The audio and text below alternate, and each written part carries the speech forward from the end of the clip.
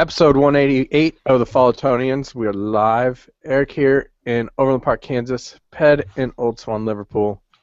How's it going, Ped? It's going a bit better, Eric. It's going a little bit better. It's amazing what a difference 1 point makes. Oh. Yeah. What? Yeah, we're now 1 point closer to the relegation zone. But don't let that ruin anything. It's typical, isn't it? You get a decent result against the champions, And and everybody below you does better. everyone else gets a win. That is typical of Everton's season. But you can't control what anyone else Didn't we does. gain a place, though? Didn't we? Are we We up to did, 12th now? yeah. We did gain a place, yeah. So we've got one more team between us and the drop, but the drop got closer. Hmm. You can't. You can't control what other people do, can you? You've just got to do what you do, and Only one other team every week. mm-hmm. It's the only thing you can control. Mm-hmm. So And even at that, you can't do that. there you go. This was probably one of the most enjoyable draws that we've seen out of Everton in a while.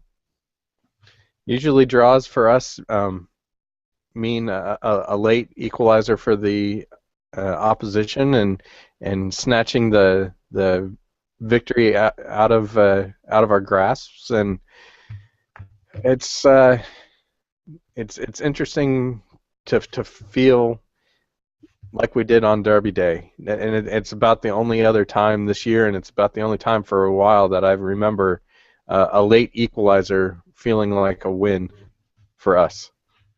Usually, late equalizers means sadness. Well, they're mostly frustrating, aren't they? I mean, that's what we get. We get a lot of frustrating draws, Yeah. generally. But no, yesterday felt a little bit better. It carried on from Tuesday night, really, didn't it? It just felt like we were more at the races. We were in it, all the way. Even when we were behind, like Tuesday night, we kept going, and Yeah. Two in a row late equalizers. It's we weird. got what we deserved in the end, and Sure. most of that came from good old fashioned hard work and an attitude to not want to get beat, which just hasn't been there, has it, recently? Just that's the key thing that's been missing. And it's Um, amazing. It's amazing how working hard and having a never say die attitude plays in to playing good football or more exciting football, because you have to earn the right to win games or certainly draw games. yeah. Big difference, and I think a lot of people saw this. Big difference in our squad has to be Mo Besic. Uh, he brings. We knew he kind of is a bit of a hard guy. He kind of has this chip on his shoulder, but he managed to escape this match without getting booked. Nothing really drastic. There was one tackle he put in that on Silva that was really late, but luckily Silva jumped over it and kept going. Nothing came of it. Everything else was very much fair play, and he just doesn't stop running, and it's nice to see. We said this in the show on Thursday. I think he isn't Besic isn't a player that goes around hitting people for no reason. When I say hitting, I mean tackling and stuff. He doesn't go around like throwing. He's not like a He's not a Shawcross. He's not a. No, he doesn't go around kicking people for the sake of kicking No. people. When he throws a tackle in, he means it. It's a tackle, and he tackles someone and they stay tackled, and that's that's a really good asset. And some of the things we were talking about, in the last show, where a tendency to get back into areas where other players have maybe held the play up, and he'll get round and just nick the ball. And you know what? He's not perfect. No, there were a couple of passes that were definitely off. One moment, Barkley gave him the ball, and he passed it out of bounds, and Barkley pretty much just went off on him for a second, just said, what? Go look the other way. It's wide open the other way. Turn. And it was just, yeah. And I think it'll come with time playing with people. Hmm. And I enjoyed watching him. That's definitely one thing I wanted to say. Yeah, there's still people out there who are not convinced by him, who think he's an average player who just works hard. I think he's definitely more than that, and I think those other parts of his game will come. But what you're clearly seeing now is when he's playing, he's starting to understand that there isn't as much time in the Premier League. You just don't get that much time. There was Right. again a couple of instances yesterday where he did get caught in possession because he wanted a little bit too much time. There was a couple of instances where he underhit the pass maybe by a yard, and it caused a couple of, not major issues, but just little things at times that creep into his game. There's sometimes where he'll pick the ball up and his awareness isn't brilliant enough that he doesn't see the whole picture around him. But there's Right. other times where he plays passes and you just didn't see it. You didn't see it, or you didn't think he would see that kind of pass. So from my point of view, at the moment, he is exactly what Everton need. He is a player who will go around the park, has got an attitude that he just wants to tackle everything, puts 100% in. And what I like about him more than anything is he's one of them old-fashioned centre midfielders that does the hard work and then gives the ball most of the time to the players who can affect the game. And that's what I Yep. really like about him. Yeah. You mentioned a lot of people think he's just an average player that works hard, and you know what? As an Evertonian, that's kind of what I would like to see out of our squad players. I would like to see the people that put their head down, that run, put in a shift, and do the job, and don't hurt us. And I think from definitely from his first match with Everton, he's come a long way in not hurting us. He's fitting in more and more, Yeah, and he's doing a more than serviceable job for us in that position. yeah. He's what he's done is he's managed to fill obviously part of that role that McCarthy, the massive hole that was left by no McCarthy playing. And every time I've seen him, I think it's positive. He's positive. He does the right things. I mean, a lot of people think he's just someone who goes around kicking people. It's not. That's not the case.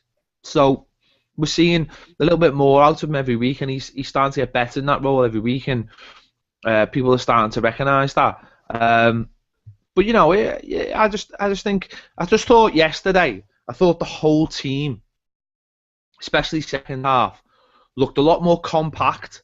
There was a lot more shape. Mm-hmm. There was a little bit more balance. We defended as a team. Players in certain positions did the job they're supposed to do.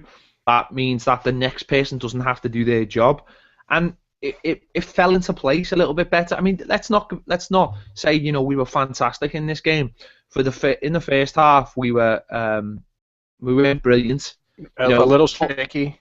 Yeah, the whole of the game, possession wise, we were completely second best. 38. We only had 38% of the possession, which is very, very strange. Very low for us, yeah, For especially us. at home. But then if you look at the Especially at other home, yeah. stats, I mean, they had 18 shots on target. We had 11, but 4 of ours were on target, and only 2 of theirs was. So we were definitely more, precise. They had 9 corners. We only had 4, but we looked a little bit better on that as well. So yes, I mean, I thought first half, there was times you mentioned it, we were shaky. I mean, we were giving the ball away. The one where they hit Jagielka and bounced back. Yeah. But luckily enough, they kept on sort of hitting the same spot just left of the goal in the Gladys Street. So from that point of view, I think the team grew as confidence built. As it went longer 0-0 into the first half, and the chances from City started to dry up, and players started to get more of a grip of Silva. I thought the confidence grew, and as the confidence grew, I just think we got better and better. Yeah, definitely. A lot more direct play in this. Getting it to Lukaku in areas where he can turn and run. quite a few chances where he was able to uh, get around defenders marking him. Definitely in the first half had a chance over on the right hand side where Joe Hart stopped and just looked more lively overall. think we all did. I mean, you mentioned that the chance we had late on in the first half. I mean, Seamus Coleman, um, who we mentioned on the last show, I think he plays better when John Stones is playing because I think John Stones is better at covering his side and Yeah. also allows him to create good angles to get him forward. And Seamus looked a little bit better. He's looked a bit better in the last couple of games getting forward. He played the little ball through for Lukaku. Lukaku did what typically he does, and he puts it on target, and that's all you can really ask from a striker. The keeper made a decent save, comes back out. McGeady gives a little touch to back to Seamus. First time shot, fantastic strike, and I thought it was just going to dip in, and it comes off the bar. And again, confidence that raised the confidence of the whole team to say, you know what, we can get at these, because at the back they were very, very shaky without the leadership of Company. Mangala is not just nowhere near as good. I'm not again. He might become a good player, but it was clear that he's better at ninja kicks than he is defending. Yeah, he is. But it was clear that Lukaku had both of them, him and Kalis. So from that point of view, they looked terrified at the back. So that gave us confidence going into half time. And I thought second half we just grew and grew. Yeah, last 5 minutes of the first half definitely lifted the entire stadium. Goodison was in really great voice all first half, and coming back out into the second half, it was nice to hear that watching it on TV. So good job, Ped. Well, to be honest, again though, that was something that grew through to the game, because large periods of the first half it was quiet, and there's if you're watching a team just come and attack, there's an anticipation that they're just going to score, and that was it. But you've seen players growing, and you've seen the likes of Stephen Naismith battling, and Besic battling, and all the players, and you could see that no one was going to be bullied, and that went into the crowd. You see a few tackles going, see a few poor decisions by the referee. That gets the crowd going. That gets start feeling part of it. You feel an injustice when decisions don't go your way, and that all played in. And that second half, that was one of the best halves of football all round I've seen for a long time. Yeah, again, more direct play, getting the ball up to Lukaku quickly, more people running off and through and beside him. He was not as much on an island as he had been in the past. A lot more support for him in areas where we could capitalize on that support. There were a couple times when Besic was getting forward and just kind of standing around a little bit, maybe just not feeling too comfortable knowing how to get in the mix with Barkley and McGeady and Naismith on the other side. But hopefully that'll come. But Naismith and Lukaku are fun to watch. Just the runs that they make off each other, the space they create for each other. They kind of get it as far as a pairing better than anybody else for Everton at the moment. Well, I'm glad you used the word at the moment, because I still think Barkley and Lukaku are a brilliant partnership. But Barkley at the moment, I don't know. It's he's trying stuff when he's got the ball and it's not coming off, and then when he hasn't got the ball, you just wonder. You just think to yourself, you're gonna have to start learning that other side of the game of what we've seen out of Naismith in the last year or so, where Naismith is being rewarded by his hard work, and that's why Blues have come to love him, because they see a player that tried and tried and tried, and it never came off, and then he didn't stop trying, and then it suddenly turned round for him.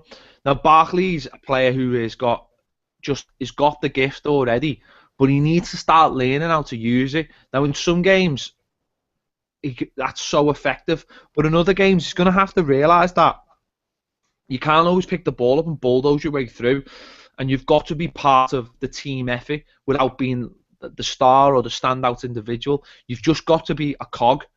Yeah, McGeady for me was very much in the same fabric as Barkley. There was times where he had the ball and he's running at someone, and I'm just like, make the simple pass. Make the simple pass, keep your run, and get it back. And he takes an extra dribble, and it runs away from him. It's just frustrating at times. McGeady's gotten a lot of stick from Everton fans all season, and it's hard because I see what he could do, and there's times where he puts in a ball, and it's a really great ball, great idea. Maybe someone wasn't making the run he expected, but then there's times where he just dribbles into a blind alley and he gets stuck and done.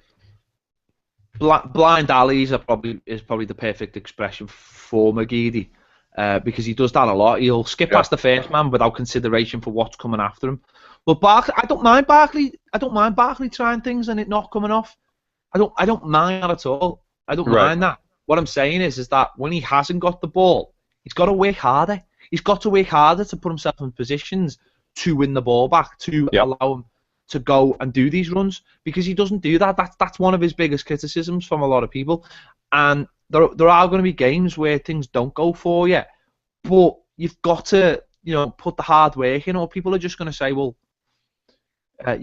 you're not trying, or you don't want to be here, or whatever. No, that's nonsense. He's a young man, and he's still figuring out all these parts of his game.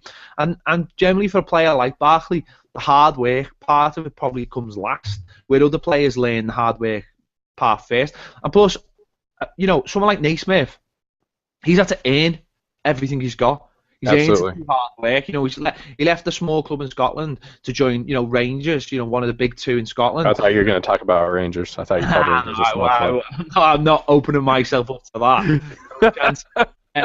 No, seriously, whenever you said that, I was like, really? He's calling Rangers? I guess they are third division and can't even advance in the Scottish Cup very far. They're just languishing. And they should be back in the Premier League by now for them. And I was like, wow, Ped. Wow, that's pretty strong.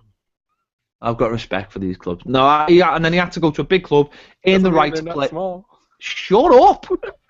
He had to earn the right to play there, and then he's come down here. Again, difficult situation. Just come back from a lengthy injury. It was on a free transfer and never quite settled under Moyes. The injury, never got a fixed position. Better players probably playing, and he's earned the right. Whereas Barkley that hasn't quite earned the right. He's just had so much talent, and that's it. You've just got to come into these games and just be like, I've got to be a cog. I've got to work hard. I've got to be part of the process that helps win the ball back, and then I'll get my rewards. Because he's probably frustrated that he's not seen enough of the ball, but he won't get enough of the ball unless he helps back. Everton, what they've been criticised for is not pressing as a team. Now, we've seen a little bit more of that in the last couple of games. Yep. And if you press in numbers, now you might not win the ball back, but if you help to press, someone else will win the ball back, then you'll get the ball. And that's just a little bit of the game Barkley's got to learn for me. But, second half, as I say, team effort couldn't be faulted. Nearly, the whole team were at it and fancied it. The conditions, wind and rain and hail, and it was perfect. It was a perfect sort of Saturday afternoon, game at Goodison Park. I don't know about perfect, but typical maybe. No, it was. It was a proper football match. It was a proper football match. And then City, because I'd say what, right, and this is what I really like about Manchester City, right?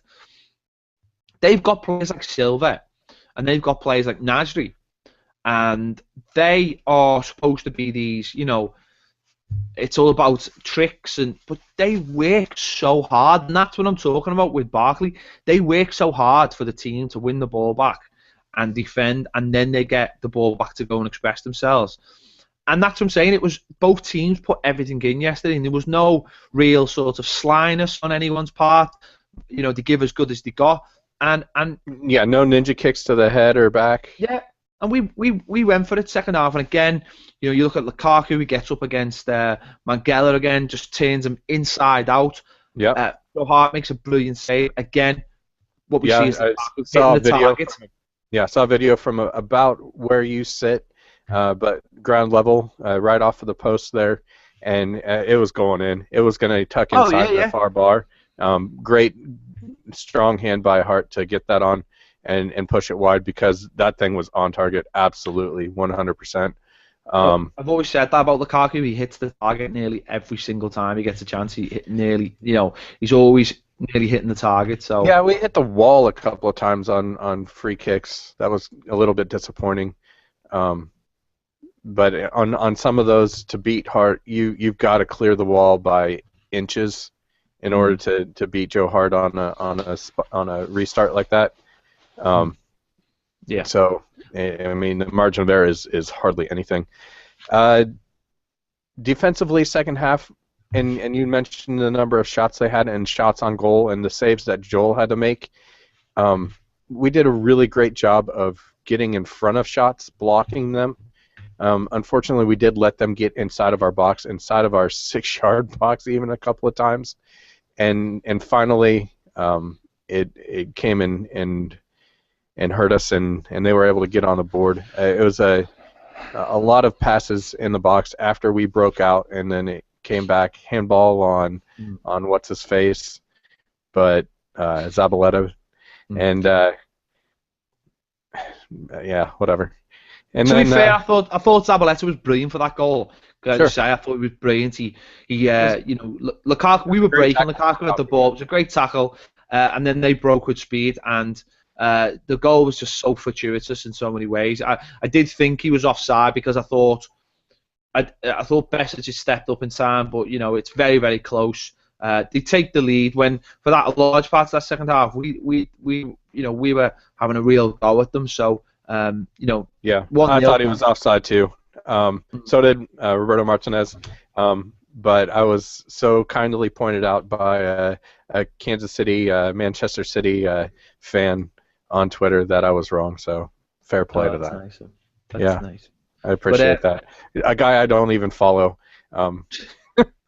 Thanks, dude. But yeah, a shot by Silva deflected off of at least one, maybe two people, selling their bodies out. Jags and Stones selling out to get whatever they can in front of that shot, and it just pops up straight to Fernandinho, and he heads it in. And unlucky that it went just too high for Coleman to get his leg on it and keep it out. But there was just a sense of more team defending. We weren't standing around. We weren't flat-footed nearly as much as we had been in the past, probably because Destan wasn't in there. But it felt like we wanted to do more this match.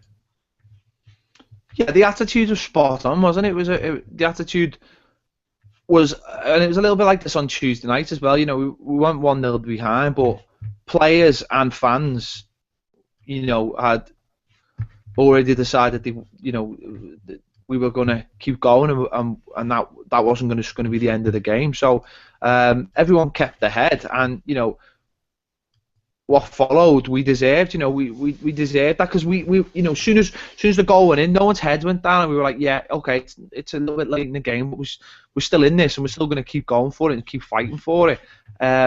Because there was a sense of injustice just because we've been playing well, and the way the goal went in. So you've got to think that's straight away. That's what you want. That's the kind of fight everyone needs to put in. And it was rewarded. Yeah, definitely. Back the other end, almost instant response to going down by one, and the great cross, that restart from Baines. I sent a message to you after the match. I'm like, isn't that what we should expect out of Baines every time he goes and puts the ball into play on a restart? Exactly. I mean, so yeah, exactly. But I suppose some of the times, what it comes down to is having movements in the box. I mean, most of the time though, the deliveries are quite poor. I mean, let's be honest, they are quite poor. The deliveries they have been certainly on corners and set pieces this year, but it also needs movements in the box. Sometimes a good delivery can look poor simply because no one is moving for it. But this one was perfect. I mean, I think the free kick was a little bit fortuitous. Let's just say I'm not quite sure if it was foul on Jagielka, but fantastic ball by Baines into the box. Now that makes him the highest defender with the most assists in the Premier League history, overtaking Gary Lasso. So congratulations to him on that. But Naismith's move was fantastic. He moves to get there before Joe Hart. He's just doing what any good striker should do and get there first. Joe Put Hart something on it, keep it on frame. I'm not sure what Joe Hart was doing coming off his line, because if he just stayed on his line, it probably would have been a normal catch or a normal save. But that's exactly what we needed. It still would have been hard for Hart to get down to the far post that quickly still, because it was placed really well inside the post. It wasn't like into the middle of the goal. It still would have been a hard save even if he stayed on his line. But one thing that people might miss in this whole thing is the runs of the people on the back post getting a little bit forward, forcing their defenders to take a step sooner, and that's what keeps Naismith onside. Well, that's it. That's what I'm saying. It at times it's not all about the delivery. It can be about the movement, and it's not always about the movement towards the player who scores. I mean, I think we've talked about this before, on the show, and football is not, sometimes when a forward's got the ball or someone's running, especially someone like, especially when you've got someone like Lukaku or Barkley running with the ball. Mm-hmm. The people that run in front of him are just as important as him, because they have to make runs that drag people away to create space for other people, and it's the same with set pieces. Sometimes movements of one player, we've seen it the other night, we've seen it against West Ham, the West Ham corner, where a West Ham player run towards the ball, taking Besic with him, and that created the space for Collins to run into, and that's sometimes all it takes. Collins runs into that space, not only does he run into that space, but now Besic has left the post and leaves a space open where Besic would have just headed that off the line. Even in Lukaku, I was going to say, even in Lukaku's goal at the end, against West Ham, Morales runs near post, and that opens up the ball for Oviedo to get it through to Lukaku, and he scores there. It's little stuff. Yeah, that's all it is, and it's all stuff that you do on the training ground. And when we hear comments saying that Roberto Martinez doesn't work on set pieces, if that is true, that's really, really frustrating, because a really, really good worked free kick is as good as anything in football. It takes as much time to perfect, and it should be applauded. And so when you see one come off, I don't know whether that one was worked on or not, but when you see them come off, that is a testament to those players that they've worked hard to get that right. That's hours and hours of practice at times. So that's as good as anything in football. So I really hope that Roberto Martinez has listened to the players, if that's what's happened, and they've spoke about it, and they said, we want to see more of this or see more of that, and that, because that can only be positive for us. That's exactly what we want, because scoring from a set piece isn't cheating. It's not a foul. Doesn't disgrace the way you play. It is part of football, and all the best teams in the world use it as an advantage. It just seems that we don't. And also defending set pieces is the same. So, I want to see more of that, because it's not cheating. It is a big part of the game that, you can't just say, well, that doesn't really matter. It does matter, because if everyone else is scoring, like we've seen recently from set pieces against us, we certainly need that ability as well. Yeah, definitely. After our equalizer, it was very much momentum in the favor of Everton. looked a lot like we could possibly push on and get a second and take all three in this, but it just never came. Uh, Only one sub used by Roberto Martinez. Seeing Morales come on for McKeedy. I don't know why we're stuck in this rut of not using more players. I don't know if it's just because we don't have more players, but I thought maybe an Oviedo coming on would have been something that would have been good to see. Just some pace, something different.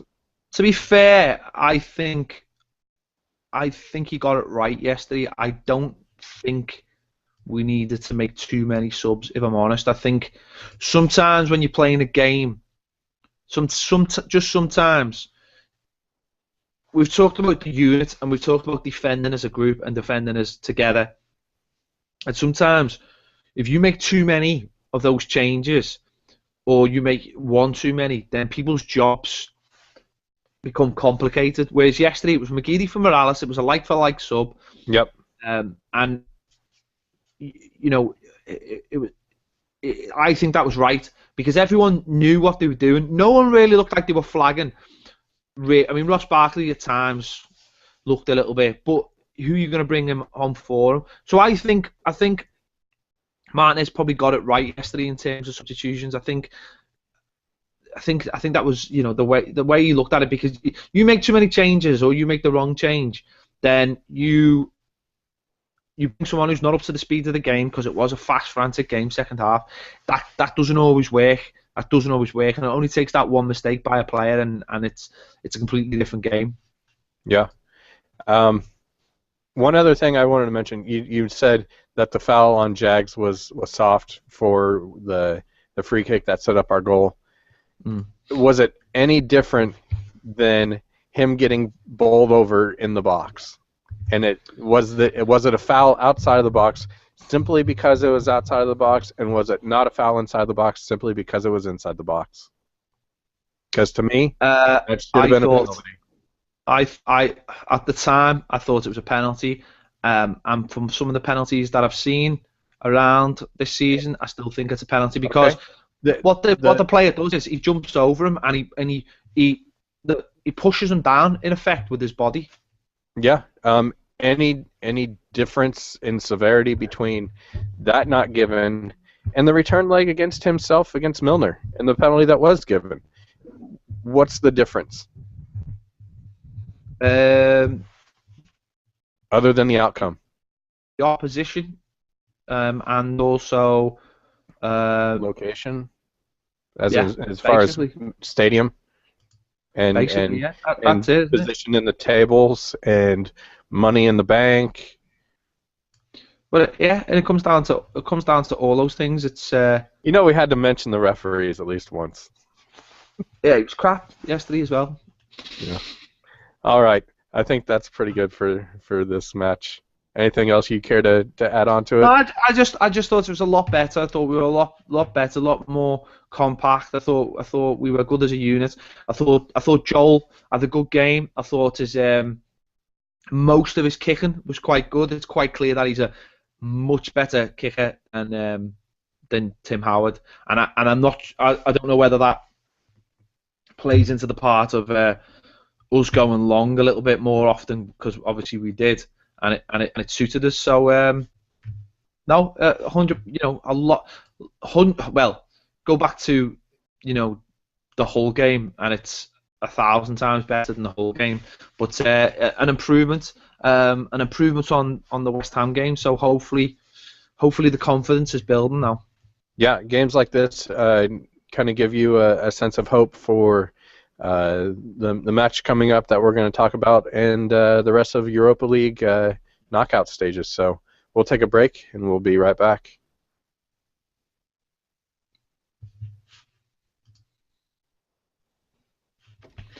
All right, everybody, if you're watching us on YouTube, use the Q&A section. Send us some questions. We'd love to hear from you all. Give us some interaction, and we'll say hi, mention you, and if your question is not horrible, we'll answer it. or just a comment. It doesn't even have to be a question. Who are we to answer questions? Is it, Well, we've spent a lot of time putting this whole thing together, Ped. So that's one reason why. okay. But Yeah. but other than that, we're not really anybody. We just like to talk about Everton. But yeah, if there's something that you want us to talk about, ask us. If there's something you want to say it. We'll read it. Doesn't have to be a question. It can be your own opinion. You're gonna say you're wrong. You're wrong. Well, we can say they're wrong. But they can say we're wrong. Absolutely. But for some reason, we don't care. We keep doing this anyways. 188th time. Yep. You ready? Yep. All right, we're back on Follow Tony. It's brought to you by Apps Services Limited, and so we get a free soccer, Ped. Replays. Yay. Isn't that fantastic? In a stretch of matches where we're thinking, oh hey, we're gonna get a lot of home time, a lot of rest, a lot of time off between matches at home in our own beds, and we go and have to go down to London on a Tuesday. Well, let's just be glad that we managed to get a replay for the start. It's not the worst thing in the world. We could be out. We could be out, but we're not. We're still in it, and we've got a great record down at Upton Park or the down at Upton, down at Downton Park, Downton Abbey. What? Whichever way you want to call it. So that's the way we've got to look at it. And West Ham, again this weekend they drew 1-1 with Swansea. They threw away another lead, as they did against us, as they did against West Brom. They haven't won now. I think it's for 5 games, last 5 games. So I think 3 draws and 2 defeats in those 5 games. So we're taking 3,000 down there. Again on a Tuesday night, amazing away support from Evertonians. So there's a big chance. You can't ever write us off. You don't know what team they're going to put out as well. Let's just go down there and look forward to build on the back of those 2 games and think we can win this, and the next tie is against lower league opposition, and that's what you got to be looking at, isn't it? It's the FA Cup. There's anything could happen. Yeah, I heard a rumor that Robert Earl has sent a jersey to Katy Perry in spite of Russell Brand to get her to cheer for the Toffees for this one. Well, good for him. I just started that rumor.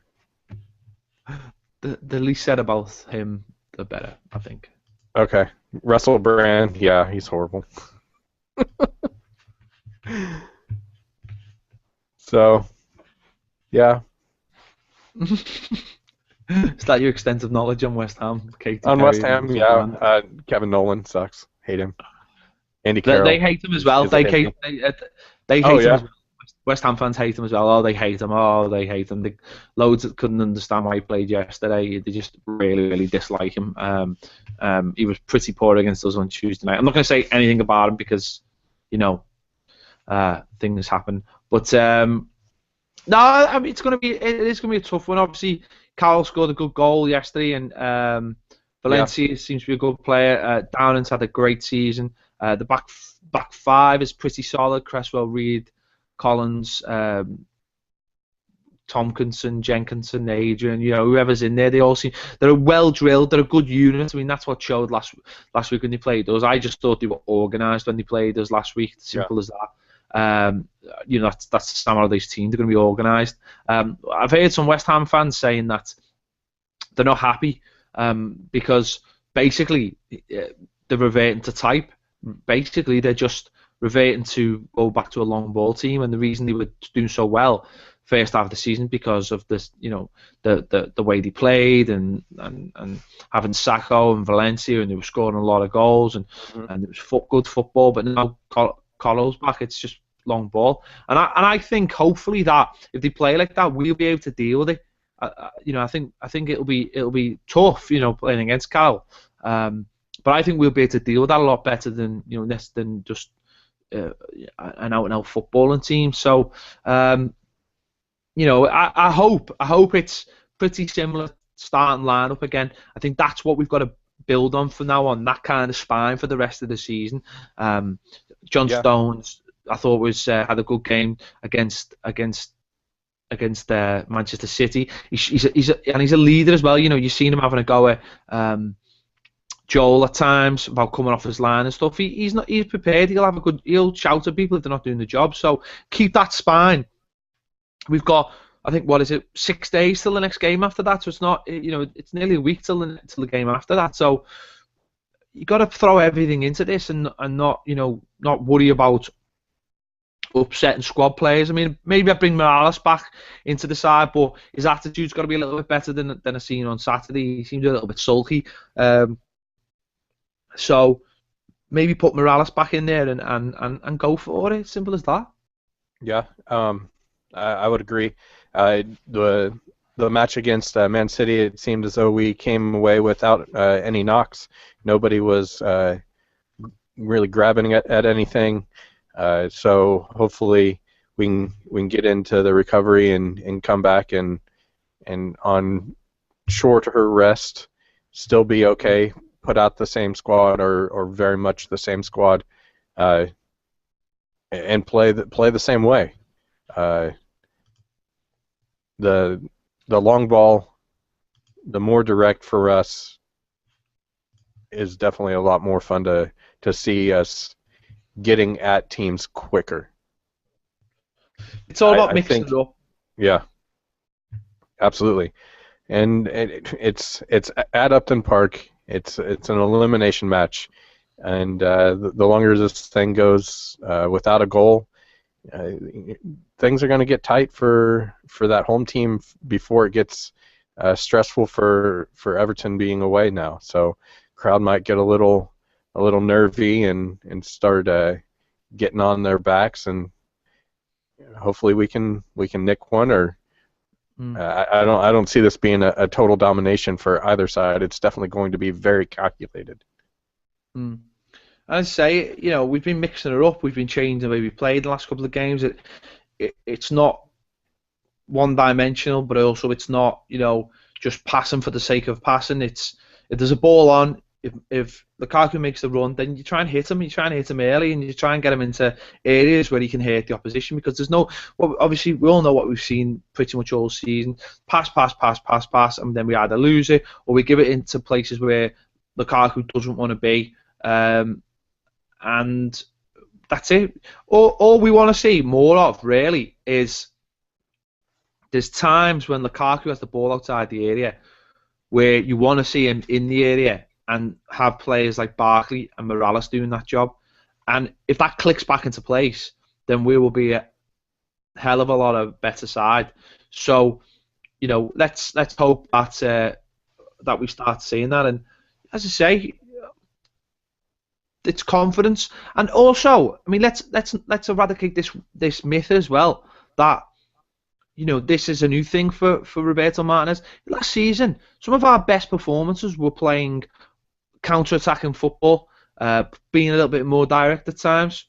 That was a big feature as part of Roberto Martinez's first season. Now, maybe what Roberto Martinez wanted to do was take it on to the next step, but because of injuries and not having 11 brilliant players or a squad of brilliant technical players, it hasn't worked off. So maybe we've got to take one step back to take 2 steps forward, and hopefully that's what we're all seeing now. Yeah, it'll be interesting. I hope we can get out of it because, as you mentioned, there's a lower league matchup waiting for us. It's an away match. We still don't know where we're going. They have a replay as well, but you'd fancy our chances against either one of those sides. So yeah, you don't want to be going out in the 3rd round. That's not really. When you've had a home tie and you that for me. That's really unacceptable. So I mean, it's going to be tough, but all you can ask is the players put it in, and we'll see what what will be. Yep, I got 1-0 to us. I think we're doing it. Why not? Why not? Or does it go to penalties? No, don't want penalties. Don't want penalties with Joel. No. Joe, I don't know. No, Do it's not. we? Do we I want penalties? don't know. Nobody No, does. Let's just win the game. Just win it. Just freaking win it already. Just do it. Do it. Mm-hmm. Do it. Any transfer rumors we care to talk about? Anything developed in the past like 3 or 4 days? Nothing that we didn't talk about on the last show. I mean, again, Marshall is still heavily linked, betting suspended, all the rest of it. He's got an injury though. I think he's missed the last couple of games. He's still got he's got this injury. People are adding 2 and 2 together, but he's got an injury, so I don't know where that will leave him. We'll wait and see. I'm sure. Listen, with this window, unless it's a really, really big deal that takes a while to put together because it's a really, really big deal, things just don't get done till the last week. So teams don't want to. Teams want to see where they are, just in case, one of their players picks up an injury or whatever. So we'll see where we are. Again, we've heard that there's rumours of Eto, and there's a lot of rumours out there suggesting players are going to leave us. To be honest, a lot more than are coming in. Now, hopefully, that's just newspaper nonsense. Oh yeah, to be honest. Stone's going to Arsenal. Coleman going elsewhere. Joey Barton. Well, being Stone's going to Arsenal was suggested by Joey Barton. Martin Keown suggested that Liverpool should buy. Oh no, he didn't suggest Liverpool should buy Ross Barkley. He actually said Everton would have a hard fight keeping Ross Barkley. Yeah, because that piece of paper is really, really weak. The fact that he's an Evertonian and he and he'd probably like to live in this city. So maybe he wants to go to Norway. I don't know. Maybe. No, it's just it's the silly season. People will get asked questions and they have to answer them as best they can. So we'll wait and see on that one. But I don't know. Well, yeah, it's still a little bit too early. One thing, and again, this is just pure rumors and pure speculation. Is if Joey Barton can put out rumors and speculations, why can't we? Well, it's more regarding Leon Osman actually. His injury is is it pretty bad? Split the tendon in his foot. That sounds bad. That is really bad. I mean, that's really bad. And there's rumours that he's contemplating, retiring. He was in the press box at the match. He was. He did the commentary, yeah. But it's a really, really bad injury. It really is, and I don't know whether he's been told there might be a chance of a reoccurrence or what, or it's just a rumour. But I mean, what we can say it is a bad injury. And you know what? We've missed him. We've missed his leadership. We've missed him coming off the bench. We've missed him popping up with a goal. We've missed. He will always fight for the team, no matter what anyone says about him. He's a proper Evertonian that gives it everything. Even if some people don't think that's enough, but it would be very, very. I mean, it'd be very, very sad if this injury keeps him out for the rest of the season. Never mind him having to contemplate his career. So we'll wait and see on that. But yeah, it is a bad injury. I mean, he's not coming back anytime soon. I know that. And I don't think there's been much speculation on how long he'll be out either, because maybe they just don't know because of the injury. Yeah, definitely. It's one of those players, and we've given him stick off and on for a few years now. But there are times where matches called out for really needing him to just put his foot on the ball, get his head up, and distribute out of the middle. That Barkley is just now starting to get up to the same level as far as that's concerned. I've, Um, I've, I've said it all season. We've missed Osman and we've missed Pienaar, and now we're missing Osman in a little bit of the same way. When you need someone, a cool head to come on and do something for you, I still think people don't realise how much we miss Pienaar. I really don't. It's almost like it's been forgotten about how important he was last season, and even this season. Go back to the Leicester game and watch our goals, and look how important he is for those goals. yeah, He was absolutely brilliant first day of the season at Leicester with Baines. The pair of them were yeah. amazing down the left, and a lot of that's just been simply forgotten about because he's not the shiniest toy in the box. He's not everyone's cup of tea. He doesn't come across always as fan friendly or media friendly or he's Well, not. his book didn't help. Now I'm talking about Pienaar, Oh, Pinar, yeah. idiot. Um, they don't. He doesn't. Pienaar doesn't always come across as being a fan's favourite or whatever. But you know what? He's so important for us at times, and I think people have completely missed that. And what's worse is when he does come back and he comes back from an injury and he's played, and you can tell he's not fit. He doesn't have a good game, so then people suddenly go, "Oh, it's crap him," or you know what I mean. We don't need them. But what we do need is a fully fit Pienaar or someone like him. That is something we've missed so much this season. That balance on the left hand side, Yeah. it's massive how much we've missed him. I think. So Aaron Lennon. Not for me, not for a replacement anyway. Not really. No. Pienaar's like he's like a centre midfielder come number 10. Yeah. That's all rolled into one and plays on the left. He'll Anything come. read into the Milner not playing against us? Not that I know of, but I would think that well, there's strong rumours to suggest he's going to sign with Liverpool in the summer. So we'll wait and see. He hasn't signed a contract for them, but I don't think he'll be coming to us anytime soon. Yeah. So. Anybody else out there that could fill in that spot? It's difficult. Don't get me. The problem is Pienaar was a steal, £2.5 million for him from Dortmund. A Right. club he just didn't settle in. He was a steal, and trying to find a player similar to that now, you'd be talking good money. Because you look at some players like Arsenal have got a midfield full of Pienaar types, certainly in his prime anyway. Yeah. And they cost a lot of money. Those kind of players now have become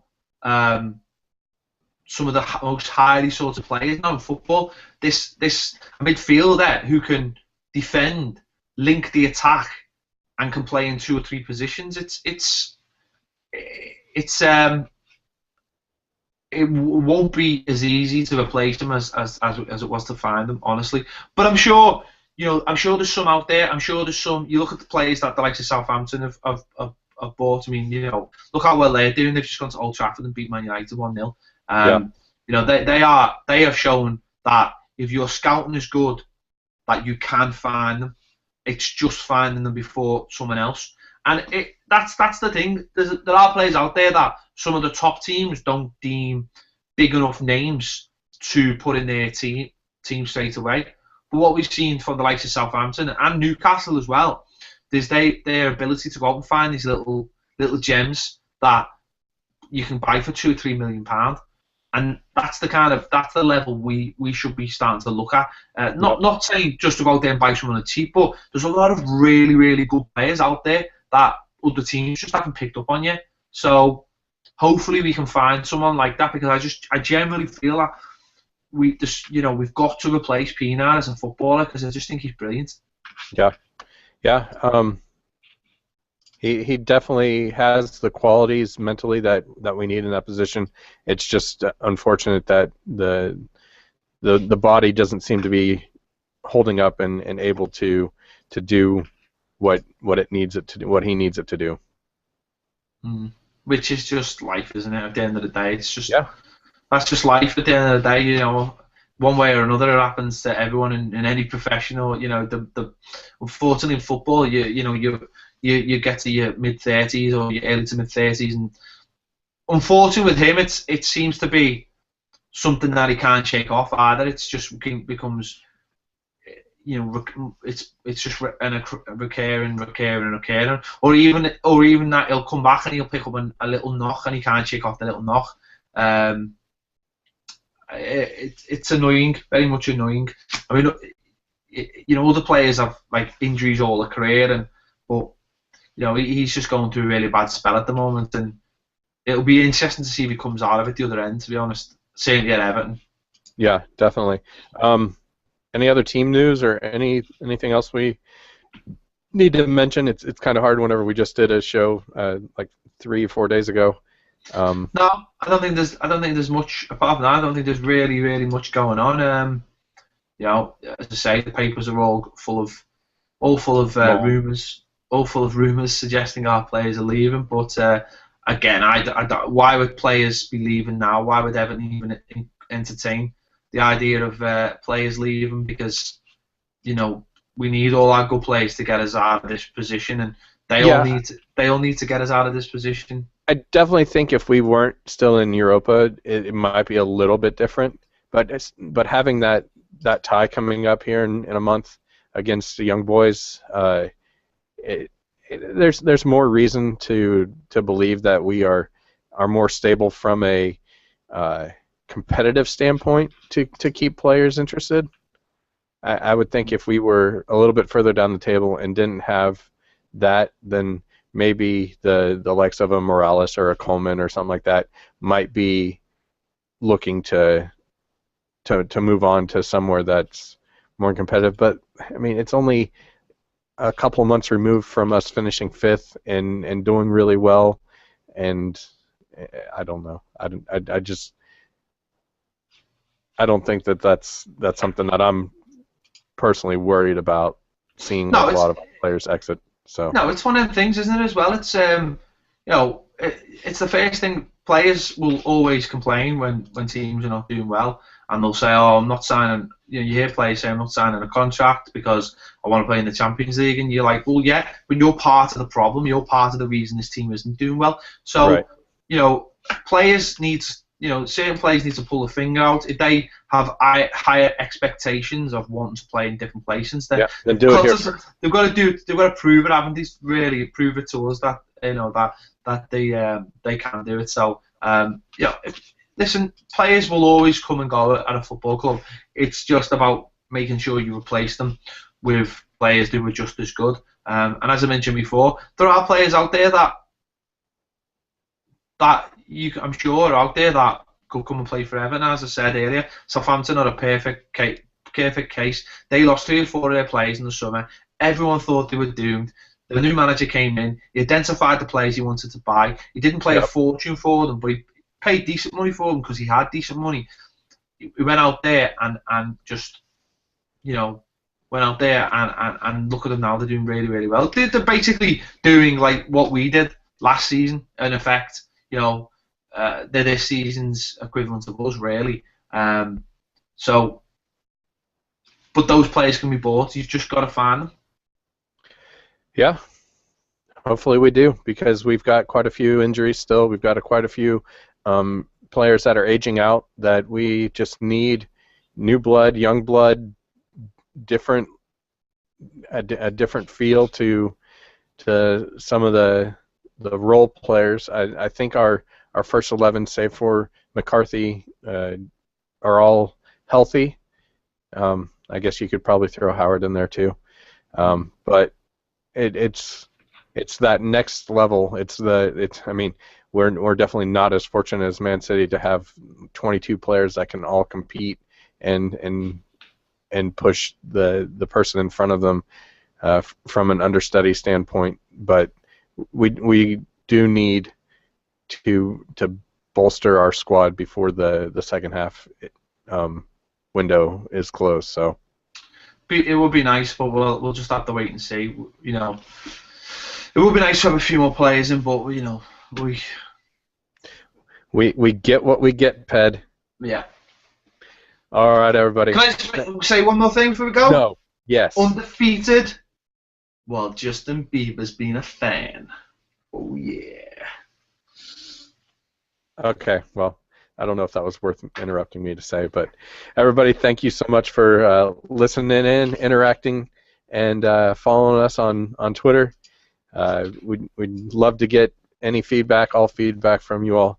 Uh, you know, here's to going down to Upton Park and keeping our name in the draw, moving on into the fourth round, and just see what happens. Come on, you Blues, let's go.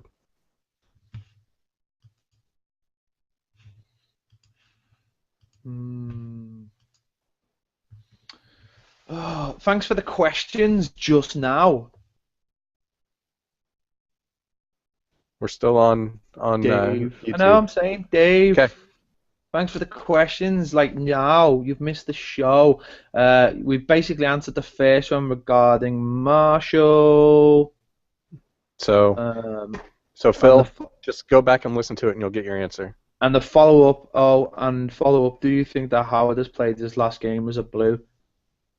Joel. As an American, I hope not, but as an Everton fan, I I Hmm, I wouldn't mind getting something for him soon, hmm. selling him to an MLS side. Yeah, I definitely want. I think this is. Which as an American, I would kind of like to see that too, because I would love for his side to play my Sporting Kansas City, and Yeah, I can wear my Everton shirt and bring my Falletonians flag out there, and show him how much I appreciated him as an American Everton fan for what he has done for Everton during his time there, and I think it would. eventually it would be nice for that to happen. I know he said that he wants to retire after this contract is up, but if he Yeah, doesn't play again that's for the us, problem, I isn't think it? that he'd want to move on. That's the problem. He's already basically said what his exit strategy is. End of the 4 year contract, then the World Cup, then he retires. That's his exit strategy, and he probably thinks he'll look a bit of an idiot if he was to change that. And he said, "I do not want to play in the MLS," and then he goes and plays in the MLS. That would be some major backtracking on it. It's a little anti-Lampardish there. Well, he'd have to. He basically would go back to the MLS with his tail between his legs, wouldn't he? He said, "I'm not playing in the MLS, and I'm going to do this and going to do that." But you really seen him being Everton's number two for the next 3 years. I don't. You know, I don't see him being Everton's number one for the next 3 years. I never thought he was going to be Everton's number one for the next 3 years. So um, that's weird. I don't know. I think he's left himself put himself in a very silly position. Whereas definitely now, this is like Kaching time. This is where he could make a fortune from Yeah. going to America, and we could make a little bit of coin off him, and everyone would be happy. That's the mad thing. This would be you get a couple of years in America playing in the MLS, and Go straight I into know, the booth. I know, like Klinsmann says he wants his players to be in Europe, but surely if he thinks he was doing well in MLS, he'd pick him above Guzan, surely. And who's to say Guzan he'd get him ahead of Guzan now anyway? I hear you. I just think it's all a bit. I think it's all a bit. I think he's put himself in a position that relied heavily on him being really, really good for 3 years, and he failed after 2 months. So. Plus, he's got a whole. There's a whole different side of it, which is his own personal circumstances as well, which for me would seem that he should move back to America because I believe that's where his kids are now. So I don't know. So it's all a bit weird. Yep. All right, everybody. Thank you very much. We'll talk to you later. Bye.